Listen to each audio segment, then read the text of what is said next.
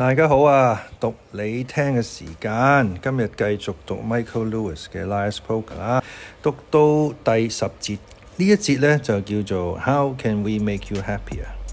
咁上一回呢就講到主角呢都迎嚟咗佢事業嘅高峰啦，咁但係 Salomon 開俾佢嘅 paycheck 呢就唔滿意嘅，咁究竟佢會唔會萌生去意呢？定係經濟市場會提早崩潰呢，令到佢急流勇退呢？咁呢一節睇下會唔會睇到啲端倪啦。There developed a pattern to our existence. Each month began with an analysis of our small unit's performance. Each week with an office meeting, and each day with a series of phone calls to whoever we thought might like to roll the dice.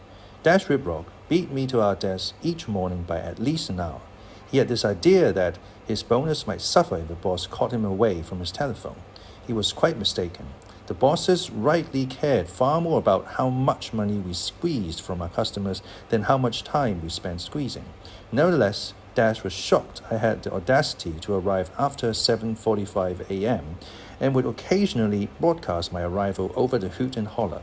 I'd just like to thank Michael Lewis for coming into work today. Give him a big hand, ladies and gentlemen.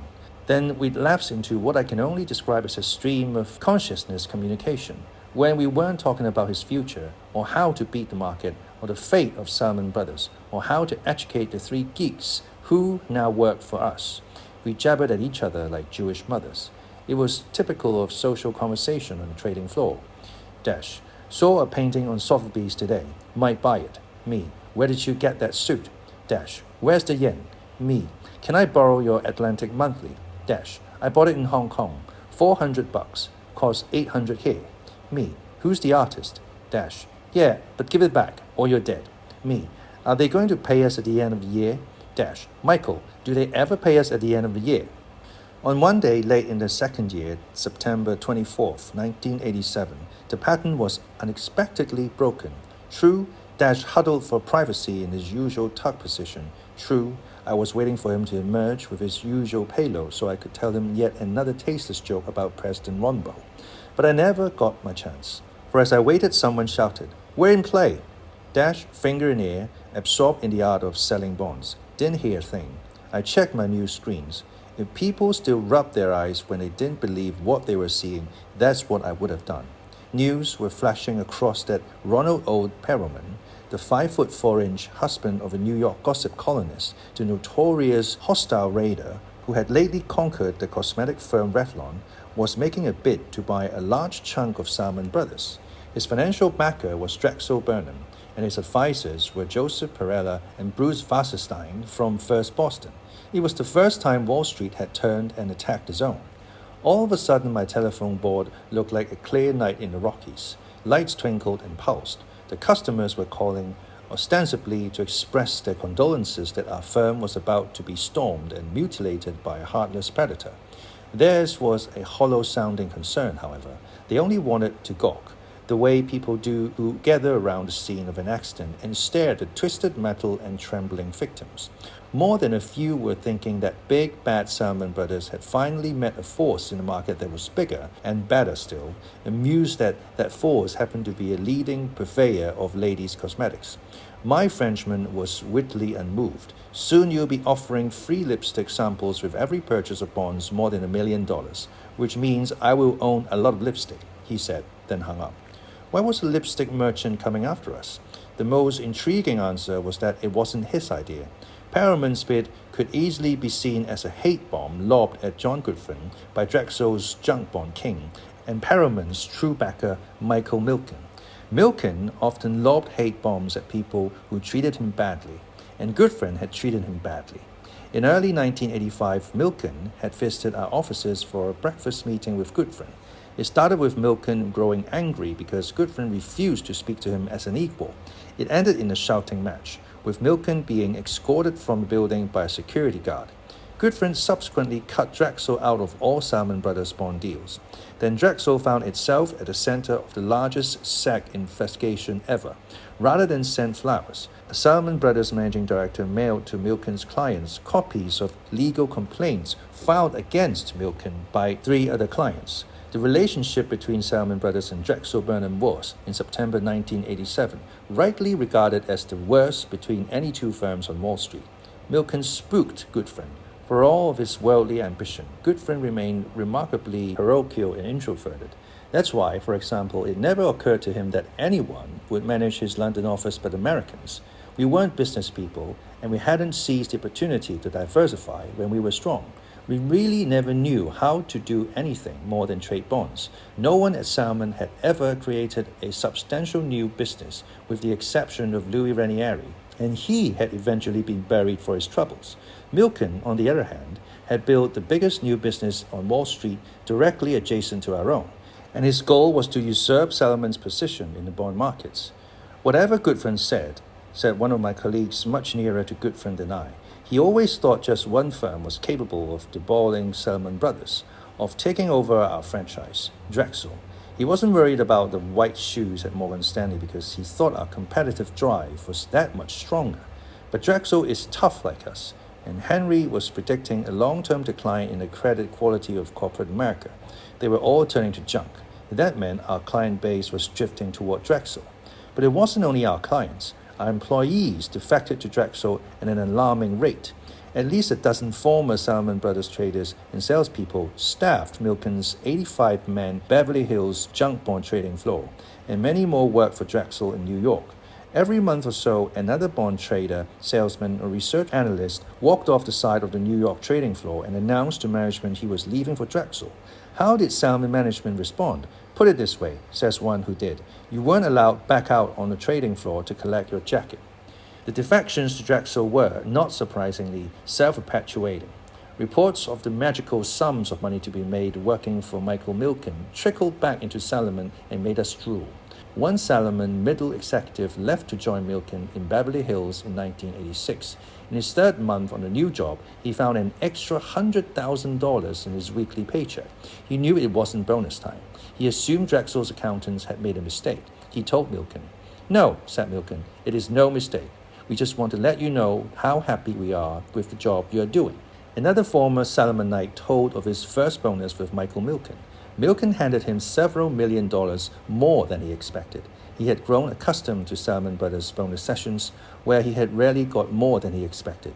Now he was staring at a bonus that was bigger than John Gutfreund's entire compensation package. He sat in his chair, stunned, like a character from the old television show The Millionaire, someone who just handed him enough money to retire on, and he didn't know how to express his gratitude. Milken watched him, then asked, "Are you happy?" The former Salomon employee nodded.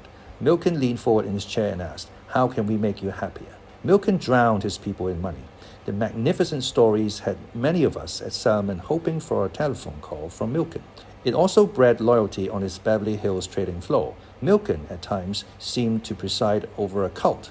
We owe it all to one man. One Drexel trader told author Connie Bruck, and we are all extraneous. Michael has denuded us of ego. Every ego has its price. One of my former fellow trainees who had gone to work for Milken told me that of the 85 who staffed the Beverly Hills office, 20 to 30 are worth $10 million or more, and 5 or 6 have made more than $100 million. Whenever a newspaper printed an estimate of Milken's paycheck, apparently the entire Beverly Hills office of Drexel had a chuckle at how low it was. My friend and others with him told me that Milken was worth more than $1 billion. Still, you had to wonder what gave Michael Milken greater pleasure, making $1 billion or watching Gutfreund squirm as one of his biggest clients, Ronald Perelman, stalked Salomon Brothers. "I know Michael, and I like Michael," says Louis Ranieri, who had been fired by Gutfreund 2 months before. His epitaph should read, "He never betrayed a friend, and he never showed mercy towards an enemy." The second way to see Perelman's bid was as retribution for the sins of our management. Dash and I decided that a takeover of our firm was not such a bad idea, not that anyone sought our views. We knew that Ronald Perelman, lipstick mogul, swashbuckler, and rogue, had no clue how to run an investment bank. But we also knew that if he succeeded in conquering Gutfreund, the first thing he would do would be to examine the firm as a business instead of as an empire, which would be a new and refreshing approach to running Salomon Brothers. No question, a lot of corporate takeovers are shams, thinly disguised. The raiders claim that they are going to oust lazy, stupid managers when what they really want is to strip the assets from the company. But our takeover was a heartwarming exception. Our assets were our people. We had no land, no overfunded pension plan, no brand names to strip. Salmon Brothers was an honest target. Our management deserved the axe. The only business plan on Wall Street more sensationally wrong than the one Salomon had already devised was the one Salomon was charting for the coming months.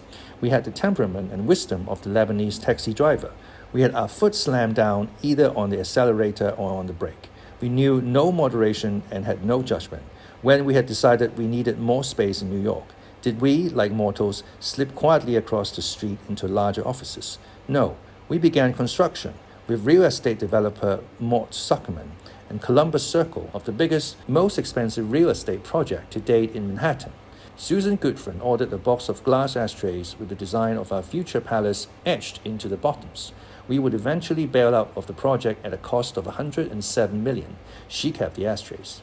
We had also set our sights on global domination and built the largest trading floor in the world above a London train station. Now London was a glorious bust and overdue for consolidation, at an estimate loss of $100 million. The wits in the English press were referring to us as Smoke Salomon. We had built a giant and omnipotent mortgage department, and then we let half of it leave and fired the rest. Louis and his monopoly were gone, a loss of at least a few $100 million more. We had unleashed some of the world's largest egos to struggle for power on the 41st floor. Now, New York was plagued with internecine strife. The price of this mistake might well be the loss of the firm. On or off, buy or sell, in or out. Consistency was for little minds, not for us. Still, our most severe misjudgments were not steps we had taken, but steps we had neglected to take. It wasn't as though investing banking in 1987 were no longer a profitable business. On the contrary, it was more profitable than ever before. Open any newspaper and you saw investment bankers raking in fees of $50 million and more for a few weeks of work. For the first time in many years, other firms, not Salomon, were making the money. Ironically, the new winners were just those men helping Ronald Perelman in his bid to buy us, Milken, Wasserstein, and Perella. Drexel Burnham, thanks to Michael Milken, had replaced us as Wall Street's most profitable investment bank in 1986. It had cleared $545.5 million in revenues of $4 billion, more than we had made at our best. Drexel was making its fortune in junk bonds, and that stung. We were supposed to be Wall Street's bond traders. We were in danger of losing that distinction. However, for our managers had failed to see how important junk bonds would become. They thought junk was a passing fad. That was easily their single most expensive oversight, for it precipitated not only a revolution in corporate America and a giddy free-for-all Wall Street, but a takeover attempt of my firm. And for that final effect, it is worth pausing for a moment to examine. I did. Junk bonds are bonds issued by corporations deemed by the two chief credit rating agencies, Moody's and Standard & Poor's, to be unlikely to repay their debts. Junk is an arbitrary but important distinction. The spectrum of credit worthiness has that IBM at one end and a Beirut cotton trading firm on the other has a break somewhere in the middle. At some point, the bonds of a company cease to be investments and become wild gambles. Junk bonds are easily the most controversial financial tool of the 1980s. They have been much in the news. But they are not, it should be emphasized, new. Companies, like people, have always borrowed money to buy things they haven't had the cash to afford. They also borrow money because, in America at least, it is the most efficient way to finance an enterprise. Interest payments on debt are tax-deductible, and shaky enterprises have always wanted to borrow money. At times, as when the turn of the century robber barons built their empires on mountains of paper, lenders have been surprisingly indulgent, but never as indulgent as today. What is new, therefore, is the size of the junk bond market, the array of rickety companies deeply in hock, and a number of investors willing to risk their principal by lending to these companies. Michael Milken at Drexel created that market by persuading investors that junk bonds were a smart bet, in much the same fashion that Louis Ranieri persuaded investors mortgage bonds were a smart bet. Throughout the late 1970s and early 1980s, Milken crisscrossed the nation and pounded on dinner tables until people began to listen to him.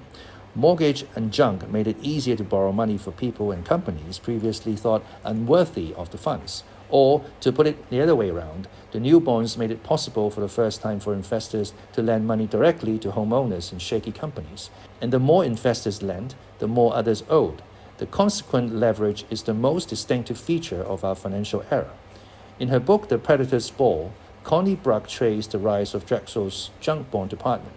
The story tells begins in 1970, when Michael Milken studied bonds at the University of Pennsylvania Wharton School of Finance. He was blessed with an unconventional mind, which overcame his conventional middle-class upbringing.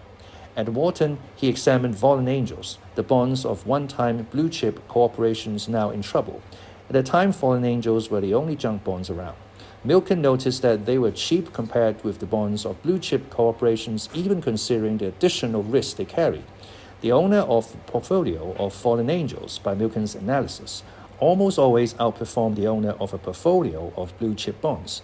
There was a reason. Investors shunned fallen angels out of a fear of seeming imprudent. It is a remarkably simple observation. Like Alexander, Milken noticed that investors were constrained by appearances and, as a result, had left a window of opportunity open for a trader who was not. Thus, the herd instinct, the basis for so much human behavior, laid the foundation for a revolution in the world of money. Milken began his career that same year, 1970, in Drexel's back office. He pushed his way onto the trading floor and became a bond trader. He wore a toupee. Even his friends said it didn't fit him properly. His enemies said it looked as if a small mammal had died on his head. The parallels between Milken and Ranieri are striking. Like Ranieri, Milken lacked both tact and couth, but not confidence. He was perfectly happy to stand apart from his colleagues. Milken sat in the corner of the trading floor while he created his market, ostracized until he made too much money to be anything but the boss. Also like Ranieri, he built a team of devoted employees. Milken shared Ranieri's zeal. Mike's difficulty was that he simply didn't have the patience to listen to another point of view, a former Drexel executive told Bruck. He was terribly arrogant. He would assume he had conquered a problem and go forward. He was useless in a committee, in any situation that called for a group discussion. He only cared about bringing the truth. If Mike hadn't gone into the securities business, he could have led a religious revival movement. Milken is Jewish, and Drexel, when he joined, was an old-line WASP investment bank with, he felt, an anti-Semitic streak. Milken considered himself an outsider. There was a point in his favor. In 1979, a good guess at who would revolutionize finance in the coming decade would have been made as follows. Search the unfashionable corner of Wall Street, eliminate everyone who appears to have just emerged from a Brooks Brothers catalog, everyone who belongs or claims to belong to exclusive clubs, and everyone who comes from a good Wolf's family. Here the similarity ends. For unlike Ranieri, Michael Milken took complete control of his firm. He moved his junk bond operation from New York to Beverly Hills and eventually paid himself $550 million a year, 180 times what Ranieri made at his peak. When Milken opened his Wilshire Boulevard office, he let it be known who was in charge by putting his name on the door instead of Drexel's. And he created a working environment that was different from Salomon Brothers in one crucial respect. Success was measured strictly by how many deals you brought in, rather than by how many people worked for you, whether you had a seat on the board of directors, and how many gossip columns you appeared in. It is always hard to say what it is about a man that makes him suited to overturn the conventions by which the rest of the world has been living for ages.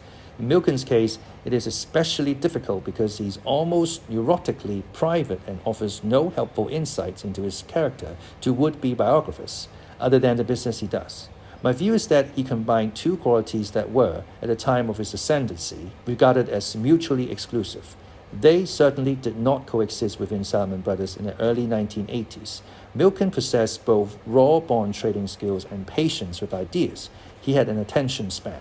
Here, Milken overcame great odds. Loss of concentration, a complete lack of ability to focus was the chief occupational hazard of the trading floor. Dash Revlon was an excellent and typical case in point. Watching Dash was as disconcerting as watching a music video. There were brief moments, for example, when Dash was glum. On occasion, usually when his business had momentarily waned, he dropped his telephone with a thud and explained to me how one day he planned to quit investment banking and go back to school. He was going to bury himself in the library for a few years, then become a history professor, or maybe a writer. The idea of Dash locked in quiet contemplation, even for 5 minutes, struck me as uniquely improbable.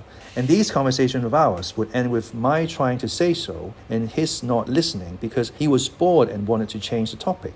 I don't mean I want to study now, he'd say. I mean when I'm 35 and have a few $1 million in the bank, as if after years of jamming bonds, a few $1 million in the bank would make him more likely to pay attention. After 3 years of bond sales, Dash couldn't concentrate sufficiently to enjoy a decent period of moodiness. Almost as soon as it had occurred to him to sulk, he would have forgotten about it, for somehow, in the throes of his gloom, he'd sell a few $100 million worth of government bonds and grow bright again.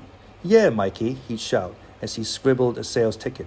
They love me, and I'm whipping and driving them. Oh yeah. Most of his thoughts were entirely devoted to finding the next trade. It was a never-ending search for a fix. Michael Milken, who began in a job not dissimilar to Dash's, was building a business, rather than making an endless series of trades. He was willing to hook up from the blips on his trading screen and think clear and complete thoughts years into the future.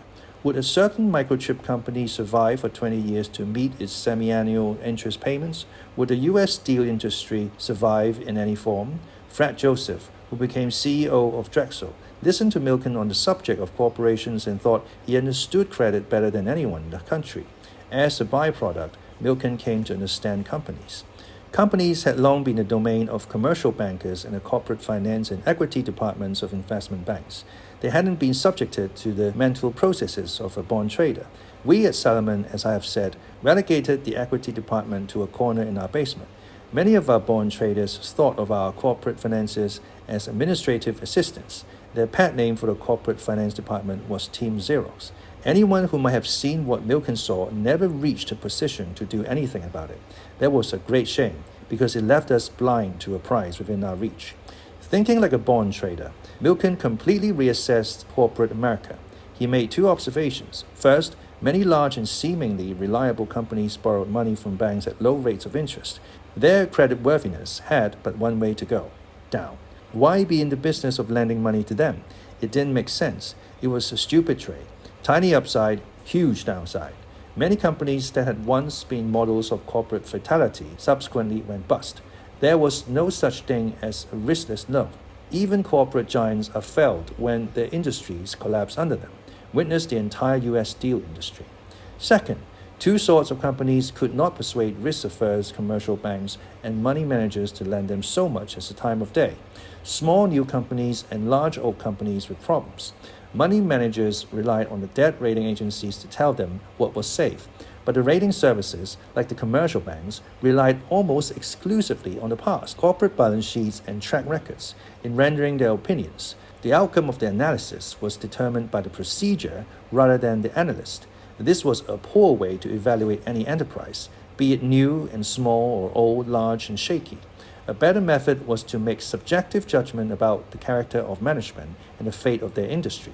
Lending money to a company such as MCI, which funded most of its growth with junk bonds, could be a brilliant risk if one could foresee the future of competitive long-distance phone services and the quality of MCI's management. Lending money to Chrysler at an extortionate rate of interest could also be a smart bet, as long as the company had enough cash flow to pay that interest. Milken often spoke to students at business schools. On these occasions, he liked, for dramatic effect, to demonstrate how hard it actually is to put a large company into bankruptcy. The forces interested in keeping a large company afloat, he argued, are far greater than those that wish to see it perish. He'd present the students with the following hypothetical situation. First, he'd say, let's locate our major factory in an earthquake zone. Then, let's infuriate our unions by paying the executive large sums of money while cutting wages. Third, let's select a company on the brink of bankruptcy to supply us with an essential, irreplaceable component in our production line. And fourth, just in case our government is tempted to bail us out when we get in trouble, let's bribe a few indiscreet foreign officials. That, Milken would conclude, is precisely what Lockheed had done in the late 1970s. Milken had purchased Lockheed bonds when the company looked to be heading for liquidation and had made a small fortune when it was saved in spite of itself, just as Alexander had bought farm credit bonds when all seemed lost but wasn't. What Milken was saying was that the entire American credit rating system was flawed. It focused on the past when it should have focused on the future, and it was burdened by a phony sense of prudence. Milken plugged the hole in the system. He ignored large Fortune 100 companies in favor of ones with no credit standing. To compensate the lender for the higher risk, that junk bonds bear a higher rate of interest, sometimes 4 or 5 or 6% higher than the bonds of blue chip companies. They also tend to pay the lender a big fat fee if the borrower makes enough money to repay his loans prematurely. So when a company makes money, its junk soars in anticipation of the windfall. And when a company loses money, its junk sinks in anticipation of default. In short, junk bonds behave much more like equity or shares than old-fashioned corporate bonds. Therein lies one of the surprisingly well-kept secrets of Milken's market. Drexel's research department, because of its close relationship with companies, was privy to raw inside corporate data that somehow never found its way to Salomon Brothers. When Milken trades junk bonds, he has inside information. Now it is quite illegal to trade in stocks on inside information, as former Drexel client Ivan Boesky has aptly demonstrated, but there is no such law regarding bonds. Not surprisingly, the line between debt and equity, so sharply drawn in the mind of a Salomon bond trader, becomes blurred in the mind of a Drexel bond trader. Debt ownership in a shaky enterprise means control, for when a company fails to meet its interest payments, a bondholder can foreclose and liquidate the company. Michael Milken explained this more succinctly to Meshulam Riklis, the de facto owner of Rapid American Corporation, at a breakfast meeting in the late 1970s. Milken claimed that Drexel and his clients, not Riklis, controlled Rapid American. How can that be when I own 40% of the stock? Asked Riklis. We own $100 million of your bonds, said Milken, and if you miss one payment, we'll take the company away. Those words are balm for the conscience of any bond salesman like me, weary of screwing investors on behalf of corporate borrowers. If you miss one payment, we'll take the company away. Michael Milken, Dash Ripbrock said, has turned the business inside out. He screws the corporate borrower on behalf of investors. Borrowers were squeezed because they had nowhere else to go but the Milken for money. What Milken offered was access to lenders. The lenders, along with Milken, made money. The gist of Milken's pitch to them was this: build a huge portfolio of junk bonds, and it does not matter if a few turn out to be lemons. The higher payoff on the winners should more than offset the losses on the losers. Drexel was prepared to gamble on companies, said Milken to institutional investors. Join us. Invest in the future of America, the small growth companies that make us great. It was a populist message. The early junk bond investors, like mortgage investors, can make money and feel good about themselves. You should have heard Mike's speech each year at the junk bond seminar in Beverly Hills, says a Drexel executive in New York. It would have brought tears to your eyes. It's impossible to say exactly how much money Milken converted to his cause. Many investors simply gave over their portfolios to him. Tom Spiegel of Columbia Savings and Loan, for example, responded to Milken's message by inflating his balance sheet from $370 million in assets to $10.4 billion, much of it junk. A company that in sweet theory made loans to homeowners was simply taking billions of dollars in savings deposits and buying junk bonds with it. Before 1981, Savings and Loans did, almost exclusively, lend money to homeowners. Since the deposits were insured by the federal government, giving thrift managers cheap funds, the investments were restricted by the federal authorities. In 1981, when it began to flounder, the U.S. Congress decided to let the Savings and Loans try to speculate their way out of trouble. And though it meant effectively gambling with the government's money, they were allowed to buy junk bonds. Spiegel has spent some of the profits from his junk bond portfolio on television advertisements that say what a prudent place the Columbia Saving and Loan really is, instead of what you might hear. A little man in a blue suit climbs a bar graph to demonstrate how quickly Columbia's assets are growing. By 1986, Columbia Savings and Loan was one of Drexel's biggest customers.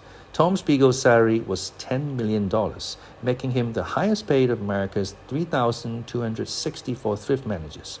Other S&L managers thought Spiegel a genius and followed his lead. Zillions of little S&Ls all over the country now own junk bonds. One of my former training program classmates told me as he rubbed his hands together in glee. He had left Salomon in the middle of 1987 and, like many other Salomon bond experts, had gone to work with Michael Milken in Beverly Hills.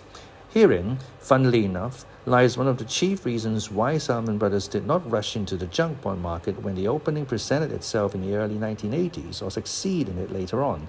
As it stood, the entire savings and loan industry was, within Salomon, Louis Ranieri's captive customer.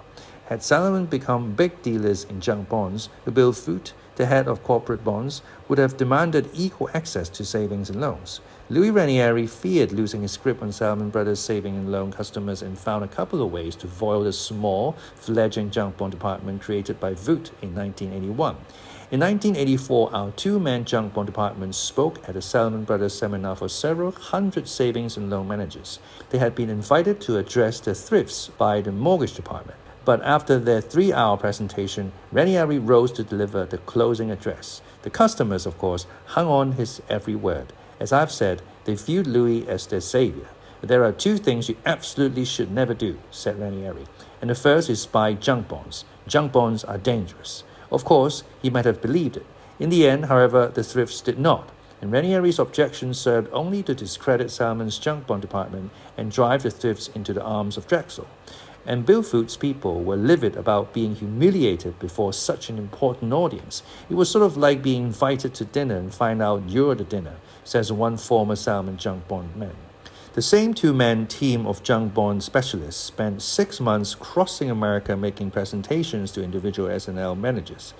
It was a crackerjack presentation, and we were getting a great response, but no one was calling up to buy bonds, says one of the Salomon former junk bond specialists. They expected that the orders to buy junk bonds would soon follow their roadshow, but not one savings and loan manager ever called. We found out why later, when a member of the team quit Salomon and went to Drexel to work for Milken, says this man.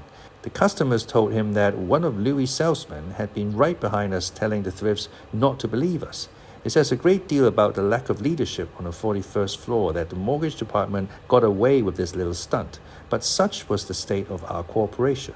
Meanwhile, the new market was exploding. One indication of Milken's success was the number of new junk bonds issued. From virtually zero in the 1970s, new junk bond issuance grew to 839 million in 1981, to 8.5 billion in 1985, and to 12 billion in 1987. And by then, junk bonds were 25% of the corporate bond market. Between 1980 and 1987, according to IDD Information Services, $53 billion worth of junk bonds came to market. That is only a fraction of the market, however, because it neglects the billions of dollars worth of new man-made fallen angels. Milken devised a way to transform the bonds of the most stable companies to junk, leverage corporate takeovers. Having attracted tens of billions of dollars to his new speculative market, Michael Milken, by 1985, was faced with more money than places to put it. It must have been awkward for him. He simply could not find enough worthy small growth companies and old fallen angels to absorb the cash. He needed to create junk bonds to satisfy the demand for them. His original premise, that junk bonds are cheap because lenders are too chicken to buy them, was shot to hell. Demand now exceeded natural supply. Huge pools of funds across America were dedicated to the unbridled pursuit of risk. Milken and his Drexel colleagues fell upon the solution. They used junk bonds to finance raids on undervalued corporations by simply pledging the assets of the corporations as collateral to the junk bond buyers. A takeover of a large corporation could generate billions of dollars worth of junk bonds. For not only would new junk be issued, but the increased leverage transformed the outstanding bonds of a former blue-chip corporation to junk. To raid corporations, however, Milken needed a few hitmen. The new and exciting job of invading corporate boardrooms appealed mainly to men of modest experience in business and a great deal of interest in becoming rich. Milken funded the dreams of every corporate raider of note: Ronald Perelman, Boone Pickens, Carl Icahn, Erwin Jacobs, Sir James Goldsmith, Nelson Peltz, Samuel Heyman, Sal Steinberg, and Asher Edelman. If you don't inherit it, you have to borrow it, says one. Most sold junk bonds through Drexel to raise money to storm such hitherto unassailable fortresses as Revlon, Phillips Petroleum, Unico, TWA, Disney, AFC, Crown Cellerbach, National Can, and Union Carbide. It was an unexpected opportunity, not just for them, but for Milken. for he certainly did not have the overhaul of corporate America in mind when he envisioned his junk bond market in 1970. He couldn't have. When he stumbled upon the idea, no one imagined the corporations could be undervalued. As a graduate student at the London School of Economics, I was taught that stock markets were efficient. Broadly, this means that all outstanding information about companies is built into their share prices, i.e., they are always fairly valued. This sad fact was hammered home to students with a series of studies demonstrating that stock market brokers and analysts, people with the very best information, fared no better in their stock market picks than a monkey drawing a name from a hat or a man throwing darts at the pages of the Wall Street Journal. The first implication of the so-called efficient market theory is that there is no sure way to make money in the stock market other than trading on inside information. Milken and others on Wall Street saw that this simply was not true. The market, which may have been quick to digest earnings data, was grossly inefficient in valuing everything from the land a company owns to the pension fund it creates. There is no easy explanation why this should be so. Not that anyone on Wall Street wasted any time trying to explain it. To the men in Wall Street's small mergers and acquisitions departments, Michael Milken was a godsend, a vindication of their choice of careers. Joe Perella at First Boston, having started the M&A department in 1973 and hired Bruce Wasserstein in 1978, had devoted resources to takeovers merely on a hunch, he says. There was this huge opportunity, says Perella, and it was lying under the dirt. You had a steady supply of companies whose assets were undervalued, but there was a paucity of buyers. People who wanted to buy these companies couldn't monetize their desire. Someone, Milken, came along and kicked away the dirt.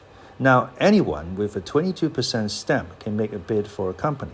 Perella, Wasserstein, and countless others apart from Drexel relished the turn of events. Each takeover required a minimum of 2 advisors, one for the raider and another for his prey. So Drexel couldn't keep all the business it created for itself.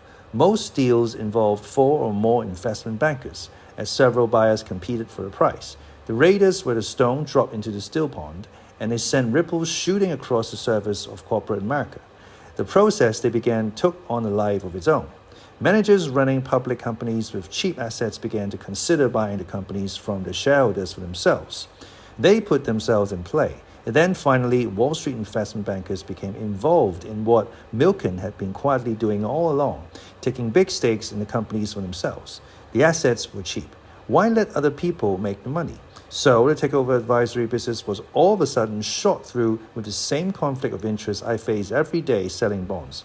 If it was a good deal, the bankers kept it for themselves. If it was a bad deal, they tried to sell it to their customers.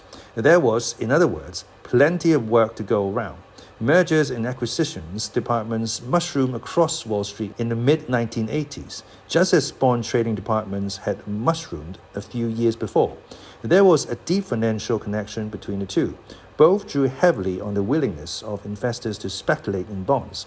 Both also drew on the willingness of people to borrow more than they could easily repay. Both, in short, depended on a whole new attitude toward debt. Every company has got people sitting around who do nothing for what they get paid, says Joe Perella. If they take on a lot of debt, it forces them to cut fat. The takeover specialists did for debt what Ivan Boesky did for greed. Debt is good, they said. Debt works. There was a deep behavioral connection between bond trading and takeovers as well. Both were driven by a new pushy financial entrepreneurship that smelled fishy to many who had made their living on Wall Street in the past. There are those who would have you think that a great deal of thought and wisdom is invested in each takeover. Not so. Wall Street's takeover salesmen are not so different from Wall Street's bond salesmen. They spend far more time plotting strategy than they do wondering whether they should do the deals. They basically assume that anything that enables them to get rich must also be good for the world. The embodiment of the takeover market is a high-strung, hyper-ambitious 26-year-old employed by a large American investment bank, smiling and dialing for companies. And the process by which a takeover occurs is frighteningly simple in view of its effects on community, workers, shareholders, and management. A paper manufacturer in Oregon appears cheap to the 26-year-old playing with his computer late one night in New York or London. He writes his calculations on a telex, which he sends to any party remotely interested in paper in Oregon or in buying cheap companies. Like the organizer of a debutante party, the 26-year-old keeps a file on his desk of who is keen on whom, but he isn't particularly discriminating in issuing invitations. Anyone can buy because anyone can borrow using junk bonds. The paper maker in Oregon is now a target. The next day, the paper market reads about himself in the Heard on the Street column of the Wall Street Journal. His stock price is convulsing like a hangman because arbitrageurs like Ivan Boesky have begun to buy his company's shares in hopes of making a quick buck by selling out to the raider. The paper maker panics and hires an investment banker to defend him, perhaps even the same 26-year-old responsible for his misery. 5 other 26-year-olds at 532 unoccupied investment banks read the rumor and begin to scourge the landscape for the buyer of the paper company. Once a buyer is found, the company is officially in play. At the same time, the army of young overachievers check the computers to see if other paper companies in America might not also be cheap. Before long, the entire paper industry is up for grabs. The money to be made from defending and attacking large companies makes bond trading look like a pauper's game. Drexel has netted fees in excess of $100 million for single takeovers. Wasserstein and Perella in 1987 generated $385 million in fees for their employer, First Boston. Goldman Sachs, Morgan Stanley, Shearson Lehman, and others wasted no time in establishing themselves as advisors, and though none had the fundraising power of Salomon, all made great sums of money. Salomon Brothers, slow to learn about takeovers and largely absent from the junk bond market, missed the bonanza. There was no reason for this other than a certain unwillingness to emerge from our bond trading shell. We were well positioned to enter the business. What with our access to the nation's lenders, we should have been a leader in the financing of takeovers. Of course, we had an excuse. We had to have an excuse for missing such a huge opportunity. Our excuse was that junk bonds were evil. Henry Kaufman made speech after speech arguing that corporate America was overborrowing and that junk bond mania would end in ruin. He may have been right, but that's not why we didn't leap into junk bonds. We didn't underwrite junk bonds because our senior management didn't understand them. And in the midst of the civil war on the 41st floor, no one had the time or the energy to learn. John Gutfreund could pretend that he had avoided the business because he disapproved of its consequences, highly leveraged companies. But that excuse wore thin when he later plunged like a kamikaze pilot into the business of leveraging companies and brought ruin upon us and a few of our clients. In any case, whether Salomon Brothers participated or Salomon Brothers abstained, every company was by now a potential target for Milken's raiders, including Salomon Brothers Inc. That was the final irony of Ronald Perelman's bid. We were being raided by a man financing himself with junk bonds because we had neglected to enter the business of raiding companies and financing the raids with junk bonds. Soon after the news broke of Perelman's ambitions, Gutfreund made a speech to the firm saying that he didn't approve of hostile raiders and that he intended to shun Perelman. But apart from that, which we could have guessed on our own, we were left, as usual, uninformed. We relied on the investigative reporting of James Sterngold of the New York Times and the staff of the Wall Street Journal to learn the blow-by-blow of the event. The story was this. The tears had first flown on Saturday morning, September 19th, a few days before the news broke. On that morning, John Gutfreund received a telephone call at his apartment from his friend and lawyer Martin Lipton, the man whose office he had used 2 months before to sack Louis Ranieri. Lipton knew that Salomon's largest shareholder, Minolco, had found a buyer for its 14% stake in the company. The identity of the buyer, however, was still a mystery. Gutfreund must have been badly embarrassed. He had known for months that Minolco wanted to sell its holdings but had been slow to accommodate it. This was bad judgment. As a result, he lost control of the process. Fed up with Gutfreund, Minolco advertised its Salomon shares through other Wall Street bankers. On Wednesday, September 23rd, Gutfreund learned from the president of Minolco the bad news that the buyer was Revlon Inc. It was clearly the beginning of a takeover attempt. Revlon's Perelman said that in addition to Minolco's shares, he wanted to buy a further 11% stake in Salomon, which would bring his stake to 25%. If Perelman succeeded, Gutfreund, for the first time, would lose his grip on the firm. Gutfreund scrambled to find an alternative to Revlon for Monocle. He called his friend Warren Buffett, the shrewd money manager. Buffett, of course, expected to be paid to rescue Gutfreund, and Gutfreund offered him a surprisingly sweet deal. Instead of Buffett purchasing our shares outright, Gutfreund proposed only that Buffett lend us money. We, Solomon, would buy in our own shares. We needed $809 million. Buffett said he'd lend us $700 million of that by purchasing what was in effect a Salomon Brothers bond. That was just enough. Gutfreund could tap $109 million of our capital to make up the difference.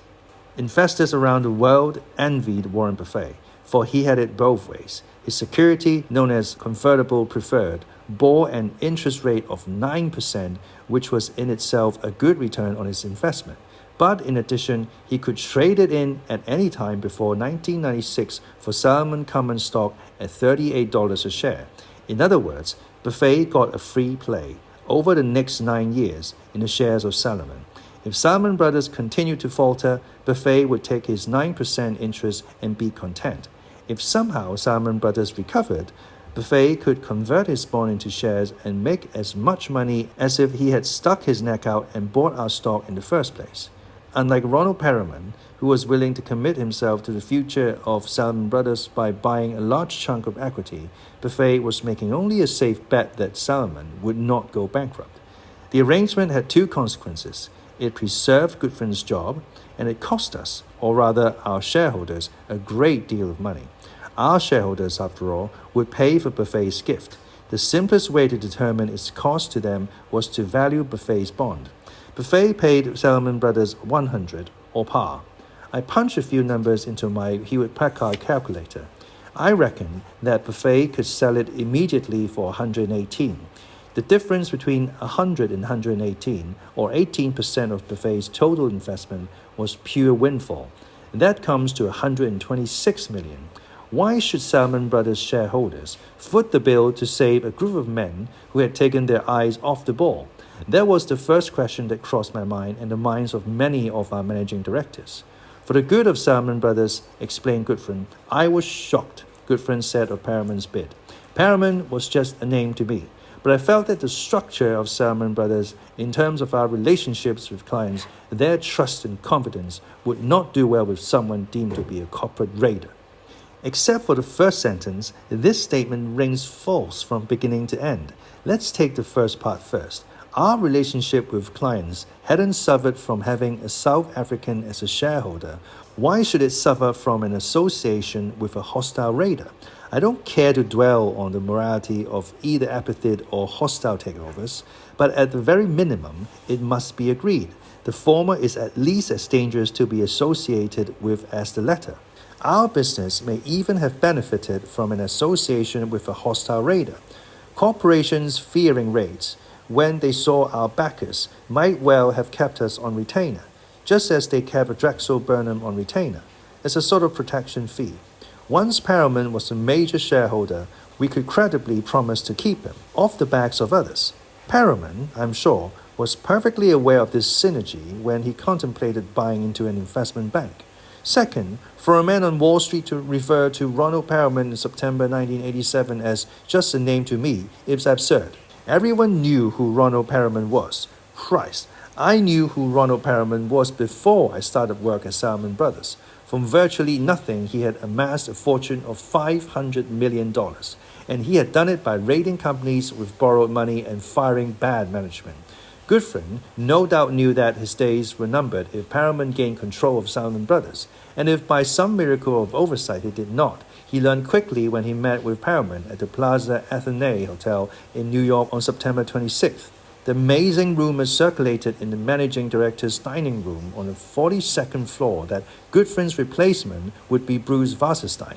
In view of the circumstances, the way John Gutfreund persuaded the Salomon Brothers board to pay Warren Buffett a large sum of money to serve as our white knight appears marvelously shrewd. The board, by law, had to consider the interests of shareholders. On September 28th, Gutfreund told the board that if it rejected the Buffett plan in favor of Ronald Perelman, he would resign. I never stated it as a threat. Gutfreund later told Sterngold, I was stating fact. An aspect of the genius of Gutfreund was his ability to cloak his own self-interest in the guise of high principle. The two could be, on rare occasions, indistinguishable.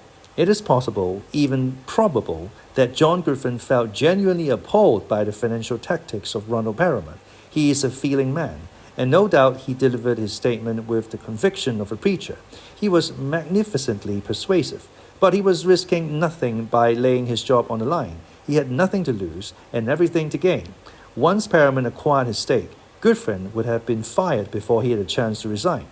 There was ample evidence in Gutfreund's past to justify a cynical interpretation of his offer of resignation. Years before, on a similar situation, Gutfreund had made a similar move. In a partnership meeting in the mid-1970s, a strange exchange occurred. William Simon mentioned how rich Salomon Brothers partners could become if they sold their stake and transformed Salomon from a privately held concern into a public held corporation. Billy Salomon thought the partnership was the key to the health of the firm and the sole mechanism for securing the loyalty of his employees. When Simon quit talking, Gutfreund rose and bravely echoed the opinion of his boss. He said that if the firm were ever sold, the partners could have his resignation. He, John Gutfreund, would quit because the key to the success of Salomon Brothers was his partnership. That's one of the main reasons I picked him to succeed me, says William Salomon, because he said he deeply believed in the partnership.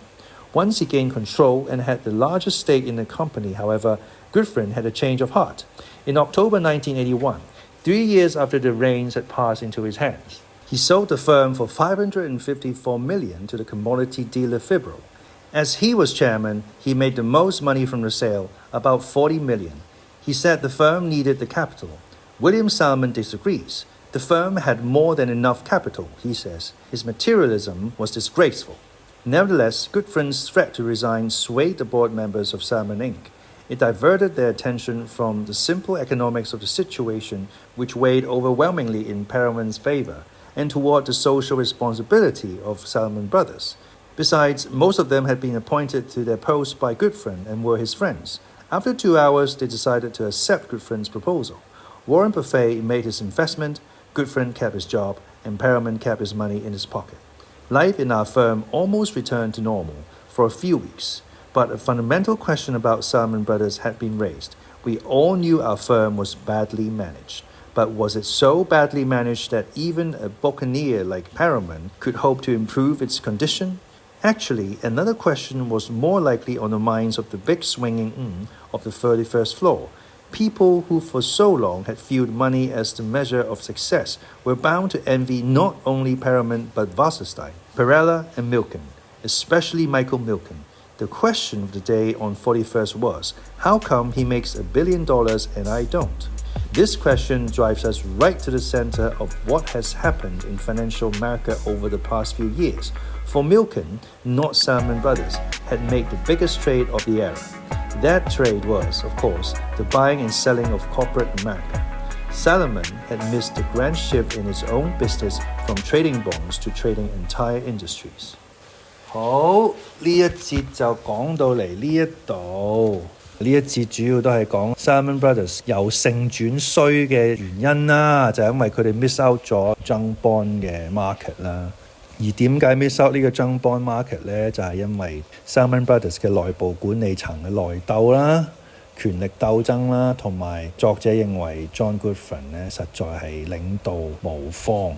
甚至乎係一個講一套做一套啦，自私自利嘅一個領導層啦，其實係幾不似佢嘅。不過佢就冇用好多形容詞去形容佢，佢純粹寫出咗佢做咗啲乜嘢嚇。我相信佢係考慮到一啲法律因素啦。畢竟佢寫本書都係好多年前，係嘛？都唔想俾人哋告佢拉布嘅。而呢個 Salomon Brothers 亦都喺呢一片咁不景氣嘅情況底下呢，俾佢哋自己嘅 shareholders 賣出佢嘅股權。故事到呢一刻呢， Salomon Brothers 出售俾 Revlon Inc. 被 Revlon Inc. 收購嘅呢個舉動，都係打入所有人嘅心目中㗎啦。即係大家嘅所有公司上下嘅心中都知道 John Gutfreund 係唔得㗎啦。再咁落去 Salomon Brothers 遲早都係玩完嘅。好，咁我哋分享幾個字啦。usurp 動詞啊 take illegally or by force 篡奪啦。extraneous 一個形容詞嚟嘅 existing on or coming from outside 冇直接關係嘅。paucity 名詞嚟嘅 the presence of something in only small or insufficient quantities or amount 好缺乏嘅 paucity。好，咁我哋就到呢度，我哋下次再同大家繼續讀你聽，拜拜。